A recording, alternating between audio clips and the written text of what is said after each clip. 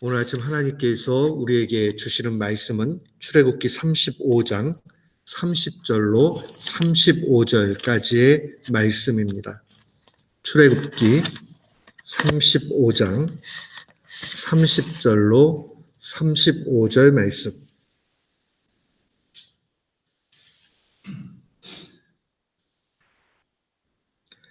우리 30절부터 마지막 35절까지 한 마음으로 함께 봉독토록 합니다.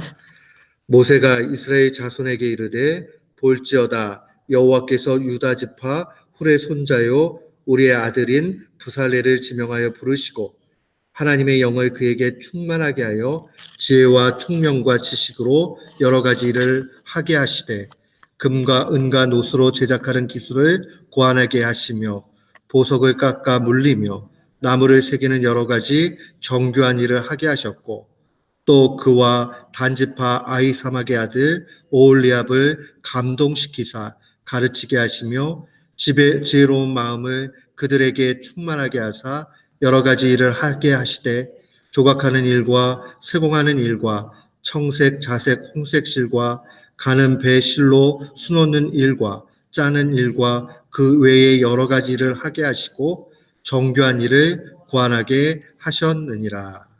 아멘. 오늘 특별히 출애굽기 35장 말씀을 통해서 하나님께서 우리에게 주시는 말씀을 받기 원합니다. 이 출애굽기 35장에 오게 되면 크게 세 부분으로 나눠서 주의 말씀이 기록되어져 있습니다. 첫 번째는 안식일을 거룩하게 지키라 명령하시고 또한 우리가 하나님 앞에 어떠한 예물을 어떻게 드려야 되느냐 하는 그러한 예물 드림에 대해서 증거가 되어져 있고 마지막은 우리가 읽은 대로 성막의 일꾼들이 어떠한 자세로 하나님 앞에 서야 되는가 하는 것을 잘 살펴주고 있습니다.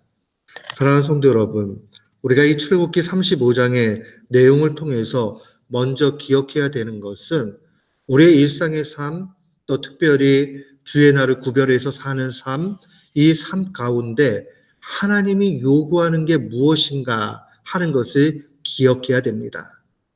주님의 날은 특별한 날이지요. 그러나 동시에 이 주님의 특별한 날은 모든 일상의 삶의 기초가 됩니다. 그래서 어떤 목사님들 그런 말씀하세요. 이 주일 예배에 실패하는 것, 주일 성수하는 것에 실패하는 것이 한 주간의 실패가 되고 만다. 또 심하게 얘기하시는 분은 예배의 승리가 곧 인생의 승리다. 이런 말씀을 하십니다. 그래서 언제나 우리가 이 안식일이 모든 우리의 일상의 삶의 중심이 된다 하는 것을 놓치지 말아야 됩니다. 오늘의 말씀을 우리가 35장 전체에 걸쳐서 묵상해 보면 첫 번째로 모든 것이 하나님 중심으로 되어 있다는 것을 보게 됩니다. 오늘 우리가 다 읽지는 못했지만 앞서 2절 말씀을 한번 보도록 합시다. 엿새 동안은 일하고 일곱째 날은 너희를 위한 거룩한 날이니 여호와께 엄숙한 안식일이라. 이 말씀을 보면 이 안식일은 우리를 위한 날이에요. 그러나 우리가 살아가는 것은 우리를 위하기 때문에 우리 마음대로 사는 것이 아니라 하나님께 대하여 산다라는 사실을 놓치지 말아야 됩니다. 그래서 하나님께서 우리에게 요구하는 게 무엇이냐 하는 것을 따라갈 때 인생은 가장 행복할 수 있고 하나님 앞에 바르게 살아갈 수 있습니다.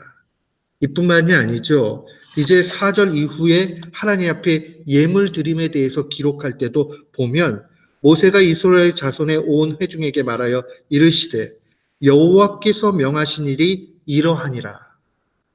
지금 모세의 말도 아니고 사람들이 이렇게 하면 좋겠다 하고 자기의 생각대로 무언가를 해가는 것이 아닙니다. 하나님께서 명령해 주신다는 겁니다. 사랑하는 성도 여러분, 이 사실을 바라볼 때에 우리에게 주어진 인생에 수많은 자유들이 있지요. 어쩌면 모든 자유들이 우리의 가운데 있습니다. 근데 그 자유가 정말 아름다운 자유가 되고 하나님 앞에 열매 맺는 자유가 되기 위해서는 하나님 명령에 준행해야 됩니다. 순종해야 됩니다. 그래서 언제나 중심되어야 되는 것. 우리의 일상의 삶까지도 내 멋대로 사는 것 아니라 하나님 뜻대로 사는 우리 모두가 되기를 주님의 이름으로 축원합니다. 아멘. 또한 우리가 하나님 앞에 예물 드린다 하는 것은 단순 주일날 헌금만 드리는 것을 의미하지 않습니다.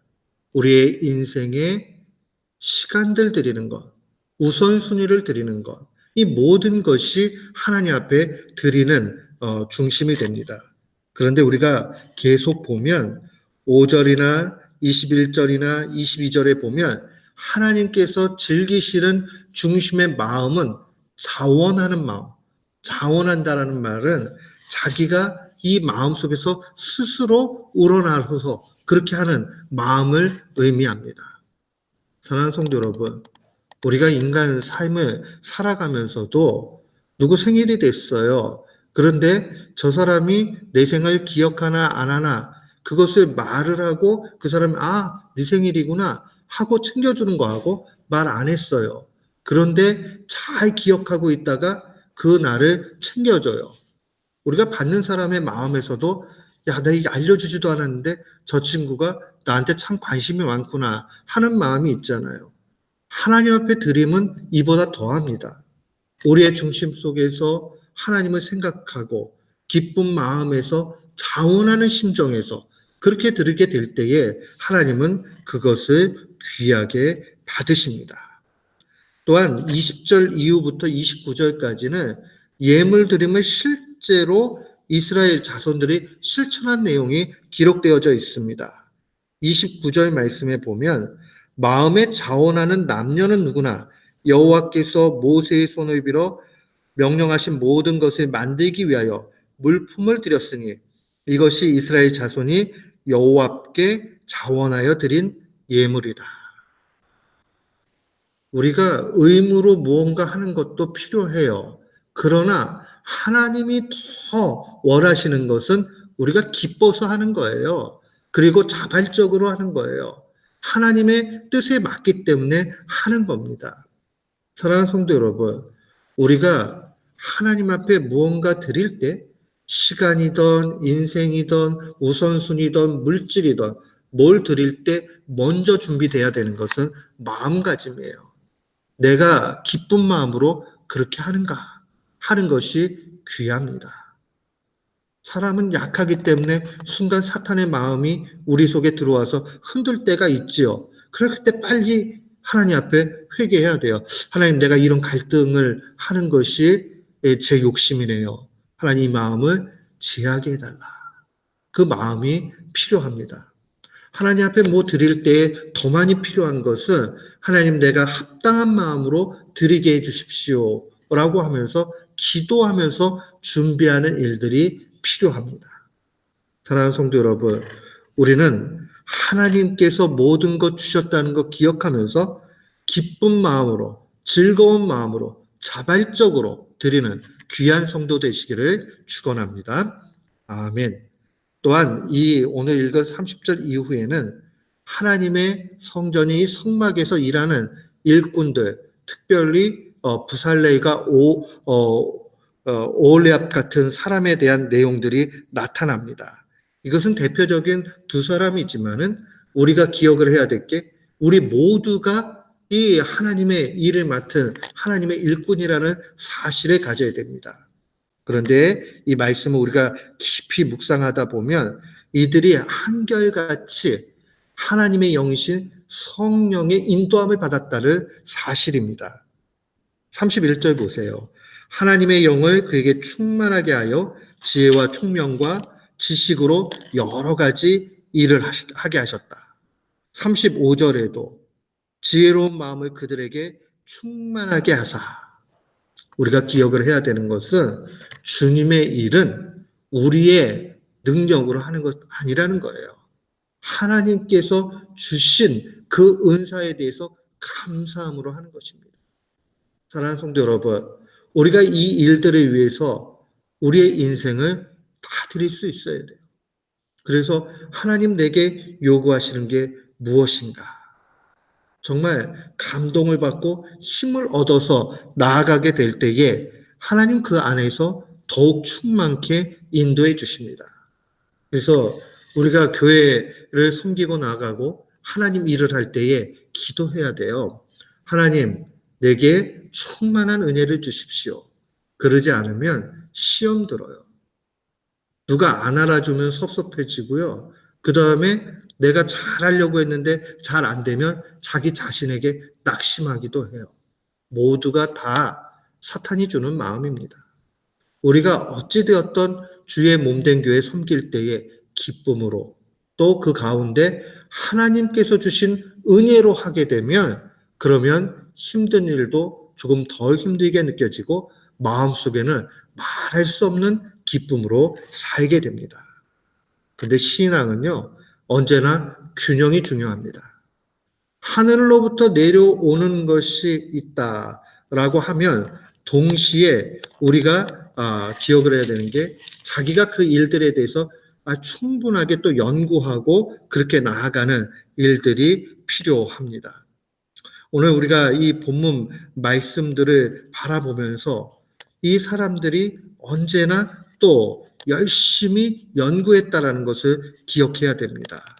32절 말씀은 금과 은과 노수로 제작하는 기술을 고안하게 하셨다. 하나님이 주시는 지혜를 썩혀두고 묵혀두고 하고 끝나는 것 아니에요. 그거를 잘 개발시키는 또 그 일들을 이들이 열심히 했다는 겁니다.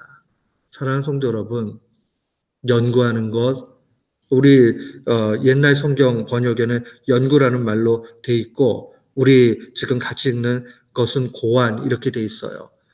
동일한 의미를 가지고 있습니다. 그냥 내 지혜로 했다 하는 게 아니라 하나님으로부터 받은 것을 가지고 열매를 맺는 일들을 힘써 나아간 것을 표현하는 말입니다. 사랑하는 성도 여러분, 신앙은 이 두 가지가 언제나 있어야 돼요. 제가 한국 있을 때 아주 작은 시골에서 사역하고 있을 때입니다. 거기에 반주했던 집사님이 있어요. 근데 이분이 정규 교육을 받은 적이 없어요. 그래서 초등학교 몇 년 다니다가 농촌 지역이었기 때문에 농사만 지셨대요. 근데 예배당 다니는데 피아노 너무 치고 싶었대요. 하나님 앞에 기도하셨어요. 그랬더니 점점 피아노 한 번도 배운 적 없는데 이분 악보 볼 줄 몰라요. 그런데 찬송가는 귀로 익혀가지고 그 다음에 그 음률을 따라가지고 하니까 사성부를 쳐요. 이게 제가 만들어낸 얘기가 아니고 진짜 얘기예요.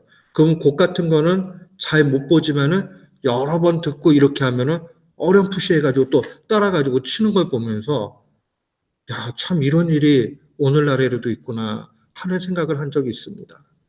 사랑하는 성도 여러분, 우리가 소망하고 하나님 앞에 정말 드리기 원한다면 우리가 이 땅 가운데 가지고 있는 게 많다 적다 그거 별로 중요하지 않아요.